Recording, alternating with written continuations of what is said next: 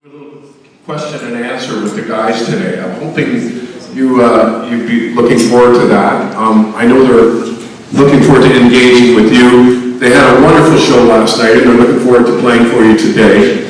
So I think we'd just like to keep things really loose. If you have things that you want to ask specific members, that would be fantastic. I'll come to you with the microphone. We'll do it Phil Donahue style, I guess. You know, I'll be rushing up and down the aisle there. But I'm hoping you can get involved, and we'd just like to have a really casual chat for 15 minutes or so prior to getting the show underway. We're so happy that you're here. Are you all into that? Okay, wonderful. Well, come on out, guys. Please welcome the Lightfoot Band, Rick Haynes, Barry Keane, Mike Heffernan, Carter Lancaster, Andy Mock. Hi, guys. Good afternoon, gentlemen. Right this way. I think you know the way to the stage by now. Make yourself comfortable. You guys ready for round two today after last night? Yeah. Let's get, let me give you this as round two. We've got a couple of mics up here, but this might come in handy. Anybody have anything they want to get things started? Just anything at all you want to ask the guys about during their time with Gordon or the songwriting process, anything that's studio things? Who's up to get things started? Come on now. Yeah, there we go. Here we go. Yeah, don't be shy. We're all in this together. Nobody gets out of here. Let us know who you are. I'm Jane. I'm just really interested in the songwriting process and how that worked. Rick, how long you been with Gordon, Rick? I was with Gordon for 55 years when he passed. Okay, so why don't you let Jane know what that process was like from the get-go when you got on board? This group here that you see before you has been collectively with Gordon Lightfoot for over 150 years. So, yeah, the songwriting process, everybody would ask Gordon, how do you write a song, Gordon? What do you do? And of course, a lot of it was very private and very personal to Gordon. And a couple of times he invited me over while he was doing it. And sometimes he had an idea, a concept. Sometimes he had a line. Like Gordon loved words, just the sound of a word. Sometimes when people have asked me, what does that word in that song mean? And sometimes early on I would ask, Gordon, what did that word there mean? He said, I don't know, I just like the sound of it. So not to be dismissive about that, but he sort of came at it from all different directions. Sometimes he had a little chord sequence that he had played and put on a cassette tape that he would then put words to. And I know in one case, the song Welcome to Try, he wrote it as a poem, and he walked around the house frequently reading it and reciting it. And I said, Gord, you got to make that a song. So it came from all different directions, and I hope that answers your question. Yeah. Yes, sir. My name is John. I'm with Jane. We're J&J. I'm with the Academy for Lifelong Learning, taking a course called Extraordinary Lives, and I'm presenting on Gord Lightfoot. Now, my challenge is to reduce this to about a 25-minute presentation. I could talk for 4 hours about Gord Lightfoot. I just wonder if there's any trivia that people want to know about Gord Lightfoot that you can share, that I'm at liberty to share, some little secret things that aren't written up in books or movies about him. Okay, thank you. Guys, who wants to step up to that? What's the liability of that? Now we got to be careful, gentlemen. No, I see. How do you work it down? There's so many things, you know. We can't really get too personal about this. But, what do you? I mean, let's qualify this a little bit. What kind of stuff are you talking about when you say trivia? Things that people don't know. Just something insightful that they would know of, yeah. Gord was a man a modest man who lived very frugally in many ways. He probably owned, that I know of, that he wore 8 t-shirts and 2 pair of jeans, and he did his own laundry. There's plenty for him, you know. Yeah, Gord was a tremendous sports fan, and he loved the Maple Leafs, and he was once the honorary captain of the Maple Leafs. And back in high school, he was a pole vaulter.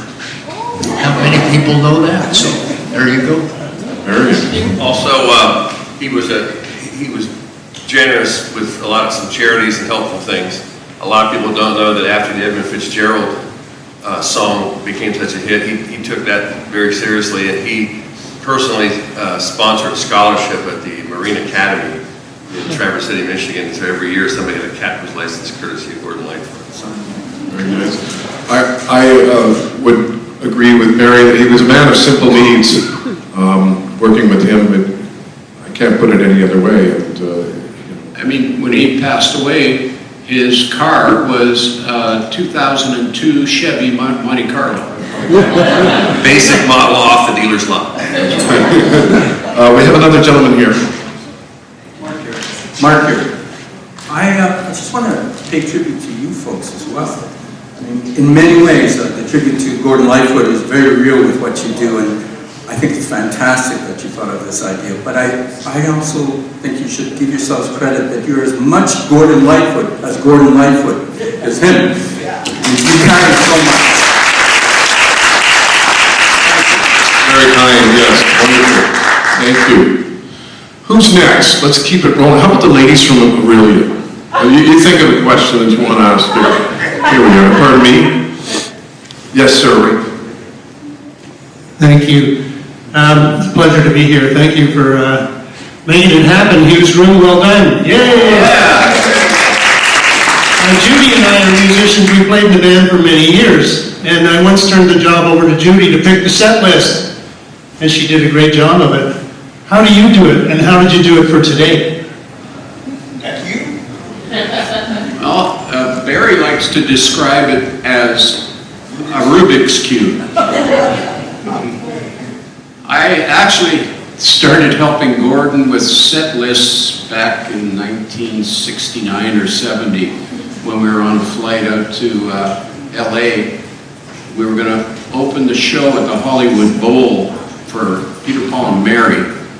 And we're sitting in the plane, and Gordon turned to me and says, what are we going to do to this show? They only want us to do 30 minutes, so I came up with a set list, and we collaborated a lot on it, so I kind of have inherited that job. And Gord taught me early on to mix up the tempos, mix up the keys, mix up the feels of the songs, all these different things, and then I got to think about the changes that these guys have to make, because they're changing guitars all the time and things like that, and Michael has to jump for some settings in between songs. So we try not to do it off the cuff. We try to do a set list and try to keep a lot of things in mind and what songs. There's a number of songs that we must do, we feel. There's some other songs that are a little more obscure. So I hope that answers your question. Can I weigh in on this just a little bit? One thing that a lot of people don't realize is that what's really important in a set list is that you never do 2 songs in a row in the same key, if possible. Or another consideration is 2 songs in a row that are exactly the same feel. It keeps the ear refreshed, and that's part of with the Rubik's Cube, because as soon as one of us would say, well, why don't we do this tune? And go, I'll throw the whole thing off, you know? So I'll have to do the whole thing all over again. But it was a real science. The other thing, too, is Gord was so meticulous about his set lists. I mean, my God, he would start working on a set list 2 days before sometimes, because it is a Rubik's Cube, and it is very complicated when you get into it at the level that he was at. And he was so adamant about this that Barry had to log and keep track of each set list that we did for how many years, Barry? Well, the funny part was, how it started was he would one night do the Early Morning Rain, and the next night do Trilogy. And we came back to a city, I think it was Pittsburgh, and said, guys, did we do Early Morning Rain or Trilogy here last time? And none of us could answer, so I thought it'd be a good idea to document and put in books. But I also thought, you know, I don't know if we're going to be coming back to the city, because I figured, you know, maybe the career is sort of winding down. I ended up with 40 books, 40 of set lists. That's how long the career went. So. And by the way, Barry never had a clipboard on the stage or anything, so Barry, maybe you want to tell him how you kept track of it. Well, that was our monitor mixer, our stage manager, a fellow named Chuck Thomas, would document it, and then he would give me the list, and then I would enter it into the book that I gave to Gord. He was that concerned about mixing the sets up if he, you know, was playing in the same city, especially the next year, or, you know, a couple of years apart. He was that concerned with pleasing everybody. But then Chuck would get cute with you, and he'd give you notes of the songs we did, and it became almost like a stump the band list. As the new guy coming into this last year, but a longtime friend and fan, like you guys, I've been up all the albums for 100 years, and I'm thinking, oh man, let's do 10 Degrees of Getting Colder, let's do Your Love's Return, all those, you know, those songs that most of you, if you're a true fan, know. But he never ever played, or at least he had not for 50 years. I'm proud that we're bringing back a few of them these days. But I came into the band, Pepper and Rick, with this, and he just sat and listened, and then he goes, and he starts explaining how complicated it is. You know, you only got so much time, and you only got so many songs. And here's the problem, folks. The man recorded over 220 songs, and unlike most artists, they were all freaking great. So how do you choose? Yeah, I think that's interesting. Another thing to note too is the band is going to play some songs this afternoon, as they did last night, that Gord didn't play often enough, and even towards the end he didn't feel comfortable playing those. So these guys have dug out some deep cuts and some stuff that you probably haven't heard in a while, and yeah, looking forward to this performance this afternoon. Another gentleman here. Yes, indeed. Mark. My question is, you talked about Gordon's method of writing a song. But what about how you guys all made a song happen? Those sort of orchestration-wise. That kind of evolved, didn't it, Barry? Absolutely. In the early days, Gord would just sit down and start playing a song for us. And he would just wait to hear what we added, what we came up with. Well, very early on, I started to realize how high a pressure situation that was, because if the song that he had just written, that he played for us, and we started playing with him, if it didn't happen right away, he would say, that song's no good, and he'd put it in the trash. And he was really hard on himself about songwriting. And I'm proud to say that Gordon Lightfoot threw away more good songs than most songwriters have ever written. And then later, I guess after he got to know David Foster, he wanted to start writing charts. And he wrote some things. Barry, maybe you could comment on that for us later on. Well, he did, and they ranged from just chord charts and this number of bars to pretty intricate, I know from my standpoint, pretty intricate drum parts that he wanted to hear. And usually it ended up coming right back to something simple. He liked things that are simple, and that's good for me because I'm pretty simple myself. But it changed a lot over the years. It did. And we never had charts. In fact, the very first gig I did, Sahara Tahoe, I asked Gord before we went out, I said, what songs are you going to play? I mean, before we went out on the road, and he said, I don't know. And I said, what song should I learn? He said, don't worry about it, man, just feel it. And that very first week at Sahara Tahoe, thank goodness for Rick Haynes, Rick would lean over to me and say, sticks, brushes, lay out. Because I was not a huge Lightfoot fan, and I didn't know a lot of the songs Gord was playing, and here I was accompanying him. So it really did change over the years. And we got another question. Yeah, right over there. Eric, really quick. speaking about the spontaneity and the process of working with Gordon and so on, can you give us the Reader's Digest of how you guys recorded the Edmund Fitzgerald? Wow, let's see if I can make a 5-minute story. I know, yeah, it's tough. I'll give you the Reader's Digest version, but we got together at Gord's house and we rehearsed in his solarium, and we learned, I think, 13 or 14 songs for the upcoming Summertime Dream album. And at the end of every rehearsal, Gord started strumming this thing in 6/8 time, and one of the guys, I think it might have been Rick, said, "What is that?" And Gord said, "It's a song about a ship that went down in the Great Lakes, but don't worry about it. It won't be on the album. It's not ready." Anyway, every single day we had for rehearsal, I think we had 5 days of rehearsal. At the end of each rehearsal, he would play this thing. And Terry Clements, the lead guitarist, and Pee Wee Charles, steel guitarist, worked out parts based on just the little bit that they had heard. And every time they started playing, Gord would say, "Guys, no, don't worry about it. It won't be on the album. It's not ready." And his nose grew a little bit.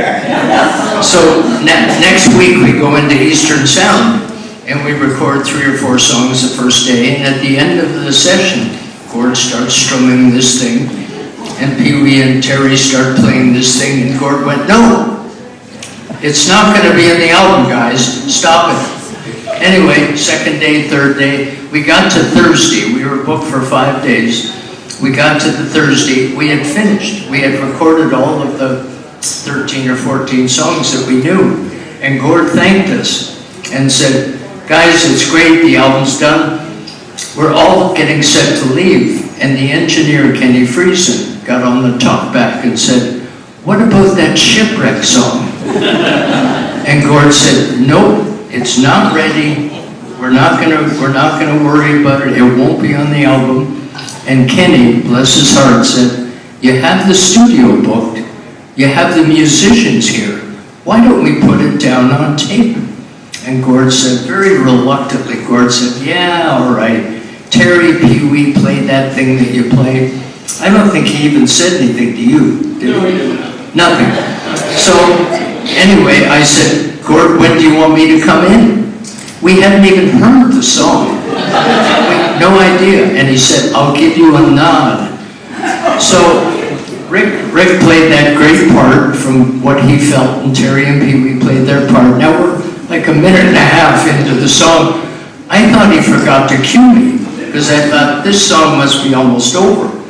Well, we get to the third verse, Gord gives me a nod, I do a drum fill, and we play the whole song all the way through. The first time we ever played the song, first time we ever heard the song, and folks, that's the record.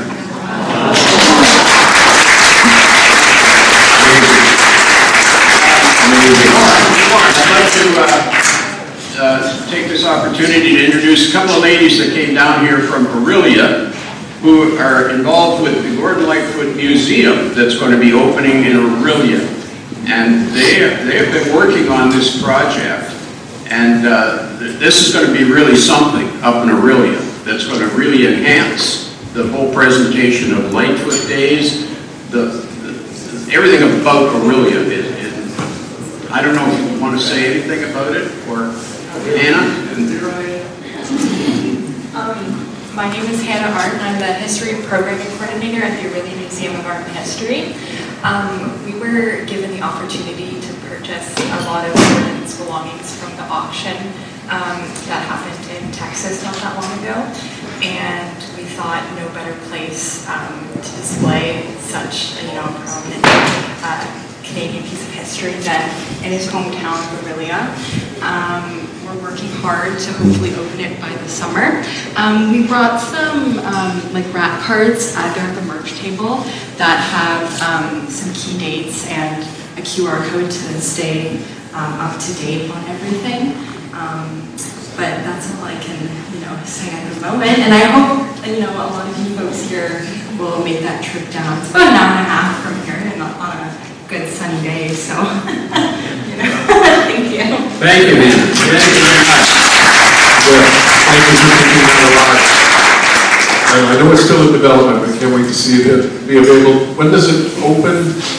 June-ish? Okay, great reason for a summer trip up to Aurelia. And here I'm going to be shamelessly commercial again and say we're playing in Aurelia on October the 30th, folks. For Lightfoot Jays. We just got a couple minutes left, folks, and we've got, here we go. Hi, I'm Jen. I know you've played all over the world, and I'm kind of hoping that Massey Hall holds a special place in your hearts, and I'm wondering if you have any memories or moments backstage or on stage in Massey Hall that you can share with us. I'll start. I won't go on. I'll let the other guys say some things too, but I grew up in the West End of Toronto. I went once with a school trip to hear the symphony at Massey Hall. And I never, as a kid, dreamed that I could ever play at Massey Hall. And then Gordon hired me, and just the following year after he hired me, we played a stand of shows at Massey Hall that was also recorded and became the Sunday concert album. So the Massey Hall really means a lot to me, to answer your question. Mike? That was our home. You know, we played just like Rick, as a teenager, we used to go to Massey Hall. It was the best place to hear a concert. Maple Leaf Gardens was okay for the really big bands, but it bounced around a lot. Massey Hall had this great sound, and there wasn't really a bad seat house, but one of the things that a lot of people didn't know is that the best seats weren't on the floor. Best seats were on the first balcony, right over towards the side, and I would pick the side that I figured the band's keyboard player would be so I could watch his hands. It was just a great venue. I never thought that I'd be in a position just like Rick, where I'd actually be playing there, but I did, over the 45 years that I was with Gord, it was, I don't know, I haven't even counted, it's probably over 200 times that I worked there, so. Wait, just a great place. I'm sure anybody who's been there would agree with me on that. One of the things that stands out with me with Massey Hall, it was really a treat to play there. But when they were doing the huge renovation, the multi-million-dollar, what was it, $100 million or something like that, huge money, and we were the last band to play there with Gord before they shut it down for 4 years, was it? Yeah, it was. Something like that. And then they hired Gord and his band to come back and be the opening act after the renovation. And I remember the day before it was open, we went down for a rehearsal. And we were standing on stage, all of us wide-eyed, because the construction was nowhere near finished. Nowhere near. There was no place for us to rehearse. The PA hadn't been turned on yet. There were 200 workers in this place, vacuuming, dusting, taking plastic off seats. I mean, there was no way that was going to be ready for the next day. We couldn't practice. There was nowhere for us to practice. We went downstairs to look for our dressing room. There were no dressing rooms. There were no washrooms. It was unbelievable. So we left, and we came back the next day. And I remember walking in, and it was clean as a whistle. It was unbelievable. I went downstairs, and we had a dressing room. We had a bathroom with a shower and a sink and a toilet. Everything was tiled. They worked all night on that. They worked all night. And I have never seen such a coordinated effort in my entire life to get a job done in time. And we played that show that day.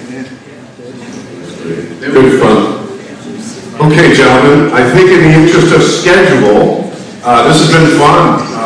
Great stuff, great exchange here. Thank you, Phil. Yes. Good to see you.